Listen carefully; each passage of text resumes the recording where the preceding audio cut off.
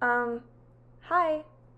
Alright, hello guys, welcome back to my channel. If you are brand new here, my name is Nikki and this is my book nook. Y'all, today we are talking about Turtles All the Way Down by John Green. If you're new to my channel, if you're new to me, John Green is essentially my favorite human. The Fault in Our Stars, she's chilling back there, is my favorite book of all time. I don't feel like there's another person on this planet that relates to me and my brain and my way of thinking and my general anxiety around life and its purpose and what the heck we're supposed to do with it like John Green does. You know, people often ask the question, it's often like a conversation starter of, if you could have one dinner guest, dead or alive, like who would it be? My answer through and through is John Green, because I think I could literally pick that man's brain for hours on end and still not be content. I just think he's so inspiring, he's so intelligent, he blows my mind on a daily basis. And The Fault in Our Stars is my favorite book, but I still haven't read all of his books because I am like slowly working my way through them, because he doesn't have a ton, he only has like 5 or 6-ish, and I don't want to read them all at once. I kind of save them for rainy days or when I just need a pick-me-up, I need a life reminder, like I don't know, I'm just taking my sweet time. But with Turtles All the Way Down, if you haven't heard, it's becoming a movie, and I follow John Green religiously on TikTok, on Instagram, and I always keep up with what he's doing, and it's being turned into a movie. They actually just finished filming it, and he has been like on set and just there and talking about it, and I just was having FOMO. I hadn't read the book yet, and I'm like, you know what, they're making this into a movie, I want to know what it's all about. Now's the time. I'm just gonna pick it up and read it. And oh, y'all, he's done it again. He does it every single time, and I don't know. I just want to talk about it with you guys, so let's get into it.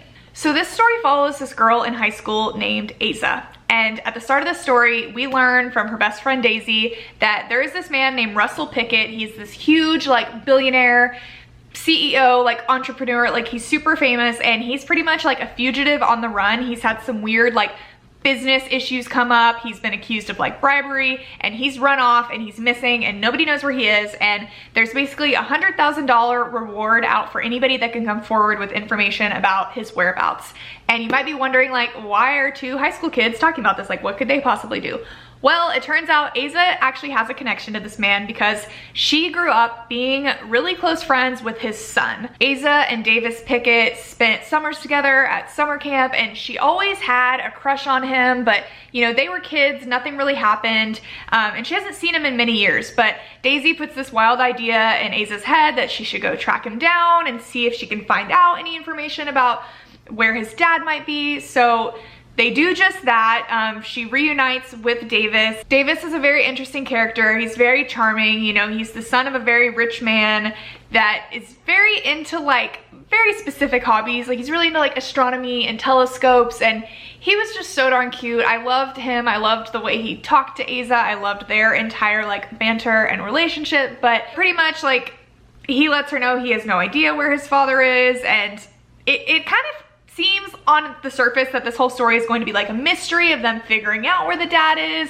and it somewhat is for sure. Like that is a part of the story, but John Green is just such a freaking genius, because what this story is it's really just a mask for a greater story beneath it, which is just the idea of mental health struggles and how that affects people's daily life and their relationships. Asa is quite an interesting girl. She has severe OCD, and it's not OCD like you might think. She doesn't need everything super organized. It's not like what you typically see or hear about OCD.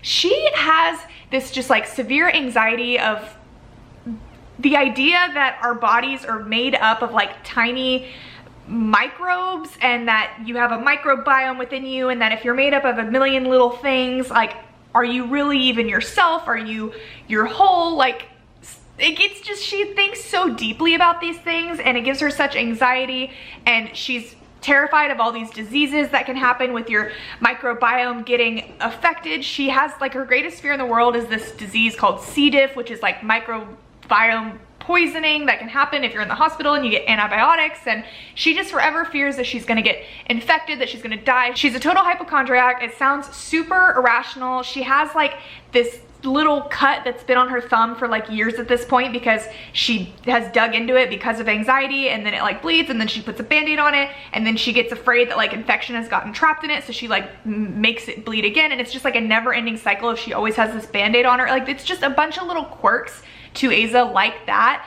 And you know, we see this story from her point of view, and we're really living in her brain, and you can just see how these thoughts affect her daily, and you can really see how the people around her don't understand that, including the people that are the absolute closest to her. And I mean, you can see how frustrating her quirks are for her friends, and how frustrating it is for her that her friends don't understand them and that she can't do anything to change it. You know, it affects her friendships and like her relationship with her mother, but now it's like she's reuniting with Davis, and there's some feelings there, but like, you know, being a hypochondriac, she's really freaked out by germs and the idea of like the intertwining and touching each other and like tongues in each other's mouth. Like, she cannot live a normal life because she can't not think these million thoughts that are just running through her head all the time. And you know, I think it's easy on the surface to probably read the story and think like Aza's crazy, and I think, you know, a lot of times we can think that about people that have OCD and other like mental health struggles. It's so easy to look at it from the outside and be like, oh, come on, like, just get over it, like you're being irrational. But when you're put in the place of her, and you can kind of like, not that you understand her thoughts, because really they are meant to be like super irrational and crazy, but you can just see her thought process. I just thought it was so incredibly well done. And I'm not like a person with OCD. Like, I don't have, I mean, maybe, but I definitely don't have like the specific issues that Aza does have, but I could relate to her in a lot of ways, because there are certain things in my life that really bring me a lot of anxiety, just thoughts that just rotate throughout my head, just dealing with lots of different things that I can honestly say nobody in my life understands. Like, my closest friends don't understand why I feel that way, why I'm so stressed about these certain things that I don't have control over, why I let it keep me from doing certain things. Like, my parents even, like, I just totally at times have felt super alone and super insane in the way that I feel about things. And I don't know, like, being able to be in Aza's head felt really, I don't know, it made me feel seen in a way, even though it's like a totally different situation. And just John Green in general, I feel like he's a real complex human, and I feel like I can say that because this sounds crazy. I feel like I am also a very complex human in a lot of ways. Like, there's so many things about life that just stress me out, and things that I don't understand, and just questions I have about what the heck I'm supposed to do and what's the point of it all. And I feel like John Green has so many of those same sort of issues that I have, and I feel like each book of his that I read, I get to see like a little bit more of his brain, and I feel like he's speaking a little bit more to specific parts of my brain, just checking off each box on my list, just slowly making me feel validated in a way, and just making me feel like I'm not alone, and like I'm not a complete maniac for feeling the way that I feel. And it was just so good. There were so many quotes throughout this. Like, I swear I highlighted half this book. Like, so many quotes that were just thrown in there casually, and I'm just like, shit, like, so beautiful, man. Like, it's just so, I don't know why, because it's not even like, I mean, he does have a fantastic vocabulary, but John Green can say some things that are just so simple, but it's just the way he says them, the timing with how he says them, the context around it. They just literally make, the amount of times I'll sit there reading a John Green book and I go, like, shit. Like, it's just so good. Like, from the first freaking page, he just has these thoughts that I'm like, I feel like you walked into my brain and like scooped out my innermost feelings. I don't know. I just think he's incredible, and I love his writing. I love his books. I'm really interested to see this turn into a movie, and I looked up the casting, and I think it's gonna be fantastic. Like, I think it fits so well, and I think it's super relevant with, you know, today's times and this greater awareness of mental health. I think the timing of it is perfect, because this book is about 5 years old, so definitely sort of ahead of its time in a way.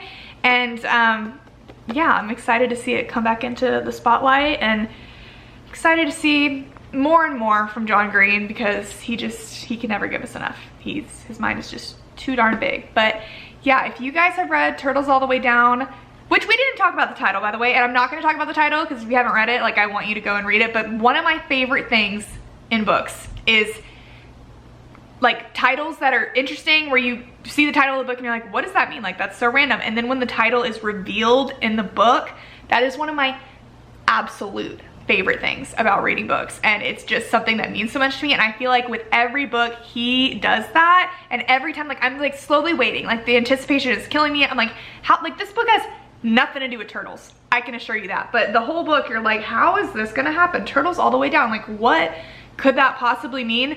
And then when it's revealed, you're just like, oh my god, like, it's just so good. It's so good. And then now that you know, and you're like, it just connects and it makes so much sense. But yeah, if you guys have read this book, I would love to hear your thoughts. If you've read all of John Green's books, I would love to hear which one is your favorite. The Fault in Our Stars is obviously my favorite. I Fear Oblivion, it's a thing. Anyways, yeah, I'm gonna go. Thank you guys so much for watching. John Green, if you're watching this, you're not, but I love you and I appreciate you so much. Yeah. I'll talk to you guys later. Bye.